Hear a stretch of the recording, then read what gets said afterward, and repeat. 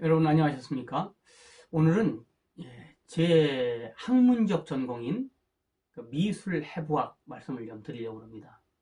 특히 미술 해부학 중에서 우리나라의 미술 해부학이 형성된 과정 이런 걸 말씀드려야 될 것 같습니다.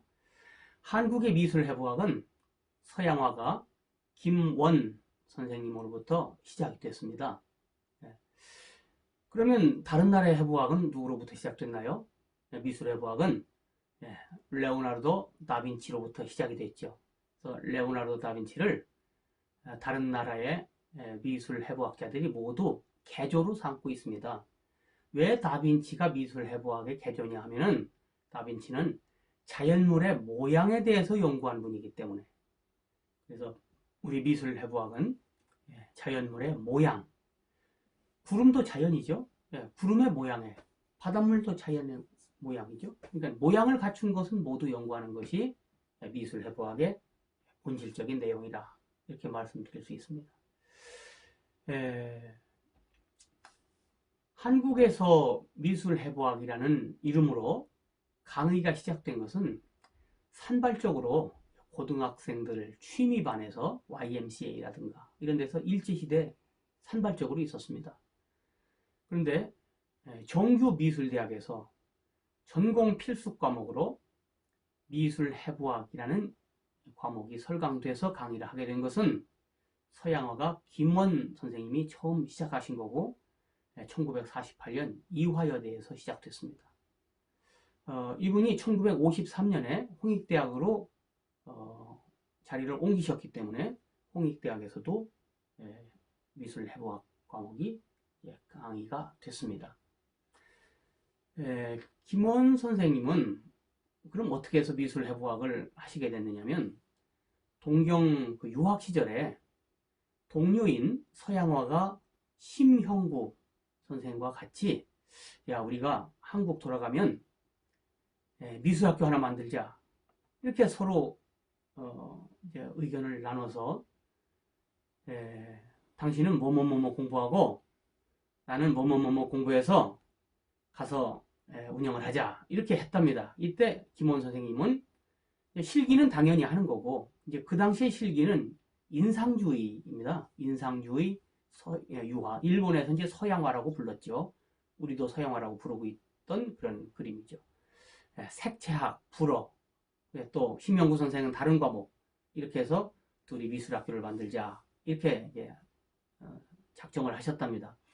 이 심영구 선생님은 좀 일찍 돌아가셨기 때문에 대중적으로 잘 알려져 있지 않습니다만 이화여대 교수를 하셨던 분이에요.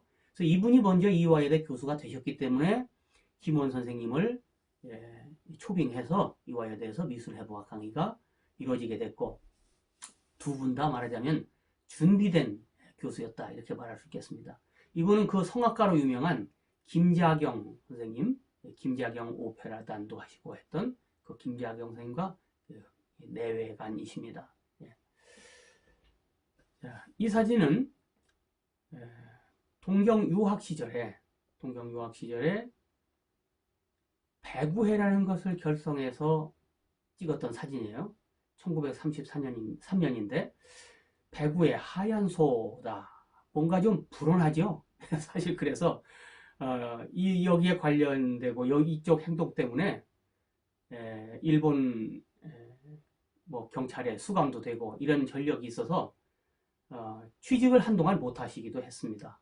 요 주인물로 낙인이 찍혔던 거죠. 이분이 바로 김원 선생입니다. 김원 선생님은 이제 취직이 잘 안 되시다가 함흥 영생고등보통학교 영생고보라고 합니다. 당시는 아주 명문인데 거기 미술교사로 부임을 하셨습니다. 원래 집은 평양이신데 정반대쪽에 가서 직장을 구하신 거죠. 근데 6.25가 나서 6.25 때 남하하면서 이름을 본명이 김원진이신데 진짜는 북한에 두고 통일 후에 찾겠다 이렇게 생각하시고 남한에서는 김원 외자로 활동을 하셨습니다. 김원 선생님은 이제 산을 잘 그린 화가로 유명하시죠. 특히 설산을 잘 그린 화가로 아주 이름이 나 있었습니다. 근데 제가 볼 때는 물론 산도 잘 그리시고 설산을 잘 그리시지만 물을 특히 잘 그리신 분이다. 이렇게 저는 생각하고 있습니다. 결국은 산도 잘 그리시고 물도 잘 그리셨으니까 다 잘 그리신 분이시네요. 네. 제가 김원 선생님과 인연을 맺게 된 것은 저는 68학번인데 1학년 때 학교 과목도 상관없이 저 혼자 자발적으로 해부학 공부를 열심히 했습니다. 어떻게 하는지 모르기 때문에 이 책 저 책 열심히 보고 그림을 뺏기고 용어를 외우고 이렇게 했습니다. 그걸 김원 선생님께 이제 눈에 띄게 됐습니다. 그래서 김원 선생님께서 너 내 후계자 해라. 그때는 너라고 안 하고 조군 이렇게 하셨습니다. 조군 내 후계자 하게. 그래서 저는 후계자가 뭔지도 모르고 그저 열심히 하면 되나 보다 이렇게 생각하고 그 뒤로 더 이제 열심히 하고 해서 김원 선생님과의 관련을 맺게 됐습니다. 이건 제가 대학교 1학년 때 동물해부학과 인체해부학 겨울방학 때 정리한 제 노트입니다. 이걸 이제 김원 선생님이 보시고 2학년 때 미술해부학이 설강이 돼 있었기 때문에 김원 선생님 옆에서 강의에도 제가 여러 가지 심부름도 하고 이렇게 해드렸습니다. 제가 저는 동양화 전공이죠. 그러니까 김원 선생님께 실제 서양화를 배우지 않고 해부학만 개인적으로 배운 셈이죠. 그 사람들이 물어봅니다. 동양화 전공하는 사람이 무슨 해부학이 필요하냐? 산수화에 보면 도사 요맣게 그리던데 그렇게 그리는데 무슨 해부학이 필요하냐? 이 말이죠. 그래서 제가 넉 자로 대답을 해줬습니다. 부신해진 사람의 몸을 소우주라고 일컫죠. 소우주인 사람의 몸을 해부학적인 방법으로 규명해서 자연 속에 흐르는 위, 진선미가 하나니까 위의 진리를 풀어내겠다. 이것이 내가 해부학을 하는 목표다. 이렇게 얘기하니까 많은 분들이 다 공감을 해주셨습니다. 그래서 용기를 얻고 목표를 여기에 두고 했죠. 나중에 제가 어느 정도 공부를 하고 보니까 사람이 뭐 소우주는 아닙니다. 사람은 사람에게 있어서 소우주다. 이렇게 생각하면 맞을 것 같다 하는 생각을 했습니다. 자, 일본의 미술 해부학 사정은 어떠냐를 말씀을 좀 드려야겠네요. 일본은 170년 전에 동경미술학교, 그 당시 이름은 달랐습니다만, 거기서 미술해부학 연구실을 설치했습니다. 그래서 프랑스의 미술해부학을 수용하게 됐습니다. 일본은 명치시대에 정치, 법률 제도는 영국, 과학기술은 독일, 또 음악은 독일, 생활문화는 프랑스, 예술문화는 이태리, 뭐 이런 식으로 유럽의 각국의 특장을 모아서 교수도 초빙하고 그 분야의 학문을 수입하고 이렇게 했었죠. 미술해부학은 프랑스 미술해부학을 수용했습니다. 그것을 니시다 마사키 교수께서 일본 미술해부학으로 정립을 했습니다. 단 일대에 유럽 미술해부학을 일본적으로 정립을 한 거죠. 그 다음에 니시다 마사키 선생의 제자인 나카오 교수께서 복식에 응용할 수 있는 방향으로 실용미술해부학으로 발전시켰습니다. 그 뒤에 다카하시 아키라 교수께서 보다 과학화하는 방법으로 계량화, 정량화 연구를 덧댔습니다.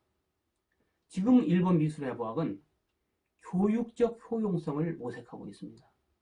그래서 일본 미술해부학은 약 5대에 걸쳐서 변화해가면서 발전해서 일본 미술해부학으로서의 범위를 넓혀가고 있는 거죠. 여기에 비해서 우리 한국의 미술해부학은 제가 형질문화론적인 이런 내용을 가지고 한국 미술해부학의 특색을 마련해야 되겠다 이렇게 생각하고 있습니다. 자, 각 여러 나라에서 하는 미술해부학이 내용이 똑같으면 그러면 서로 교류할 필요도 없습니다. 서로 필요로 하지 않습니다. 서로 필요하지 않은 존재가 돼버리는 겁니다. 못났더라도 내 개성을 가지고 있어야 조금이라도 그래야 다른 나라의 미술해부학자들이 한국의 미술해부학은 뭔가 이렇게 관심을 갖게 됩니다. 특히 나카오 선생의 이 생체 관찰은 아주 일본에서 명저로 읽혀지는 아주 훌륭한 일본 미술해부학의 고전입니다. 한국에서도 이런 미술해부학이 나오는 것을 목지하고 있습니다. 한국적 미술해부학 정립해야 됩니다. 그 내용은 형질문화론으로 하고 싶습니다. 아이디어는 어느 정도 서 있는데 이제부터는 더 확고하게 착실하게 실행해 나가는 일이 중요하죠. 앞으로 여러분들의 많은 격려와 이해를 부탁드리겠습니다. 이상 마치겠습니다. 감사합니다.